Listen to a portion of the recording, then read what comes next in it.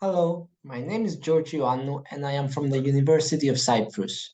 In this webinar, I will present to you the work that I have done in collaboration with Andrei and Thomas from Fourth and Martin from Kinetic Analysis. The title of our paper is Minimal Wearable Setup via Sensor Correlation, a case study of field hockey players, and it was published this year in the first international workshop on data analytics for personal and ubiquitous computing, or Dayton 23. In recent years, body sensors have become a popular tool in sports for enhancing athletic performance. In particular, in sports such as track and field hockey, where proper form is essential, these wearables can detect inaccuracies in an athlete's form and provide guidance to improve it. In wearable-based studies, multiple sensors are attached to the athlete's bodies. An example of a sensor setup is shown in this slide, where different sensors are placed all over the body. This setup was used in previous studies on field hockey, which is also the focus of our paper. While this kind of setup provides a detailed overview of the athlete's movements, it can also be quite invasive. Our objective is to reduce the number of sensors required for this setup so that the measurements can better reflect real-life scenarios. At the same time, though, we aim to maintain a reasonable level of utility for the collected data. This study focuses on sensor data collected from field hockey players while performing the drag flick technique. The drag flick is a highly aggressive shot in which the ball is lifted above the backboard of the goal, making it more effective for penalty corners. It is a crucial technique in field hockey, requiring coordinated action of multiple body parts. The technique consists of multiple phases as shown in this slide, and we focus on phases T4 through T6, which require the most precision and have the greatest impact on the shot. Intuitively, the ball speed measures the effectiveness of the drag flick. Our goal is to obtain a reduced sensor setup that allows to accurately predict the final ball speed, as this would indicate that most information about the drag flick is retained. The dataset used in our work was collected by Kinetic Analysis, monitoring field hockey players who were wearing the X-Sense bodysuit. The athletes were recorded while performing drag flicks, and the resulting ball speed was also measured. The dataset comprises 77 individuals, with multiple trials recorded for each of them. As you can see, the demographic characteristics of the participants are quite balanced, with a significant amount of members for different genders and age groups. Also, the recordings range across 4 different years, as we can see here, 2017, 2018, 19, and 2021. This is the sensor setup of the suit worn by the athletes. The suit counts 17 sensors, which are positioned all over the body from head to toes, as you can see on the center of this table. This setup allows to collect data from 23 different positions on the body, which are called sensor segments. Measurements of these positions are either directly captured by one sensor or estimated based on multiple sensors. For the sake of clarity, in the rest of this webinar, I will use sensor to indicate the sensor segments. For each trial, we kept only timestamps between phases T4 through T6. As we said before, T4 is the beginning of the pre-stretch of the athletes, and T6 starts to be the follow-through of the ball after it was hit. For each sensor, we either have 3 dimensions, but for some sensors, we also have the angle giving us 4 dimensions. So until this pre-processing part, we end up with a different time series for each dimension for each sensor. A preliminary observation that was made is that in some cases there is significant correlation between the different sensors. For example, for this specific user and trial, you can see that the head velocity and the neck velocity of the user at each point in time is almost identical. So, in such cases, if we maintain only one of the two sensors, we reduce the invasiveness and we still maintain high utility as we do not lose much information that would be very relevant for us. If the reduced sensor setup in the end is still able to accurately predict the final ball speed, it means that we retained most information about the drag flick, and so we have maintained high utility.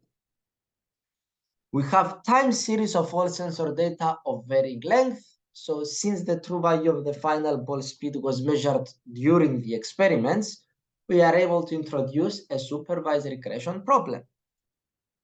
There are two metrics of interest, the mean average error and the root mean squared error, and we calculate both in our experiments. For each, our baseline is when always predicting the average ball speed, which yields an error of 9.68 kilometers per hour in the mean average error and 12.09 kilometers per hour on the root mean squared error. In order to train a model for predicting the ball speed, we first need to extract features from our time series data. As we have said before, each dimension of each sensor is associated with a different time series. We use TS-Fresh, which is a feature engineering tool, in order to extract 783 features per time series.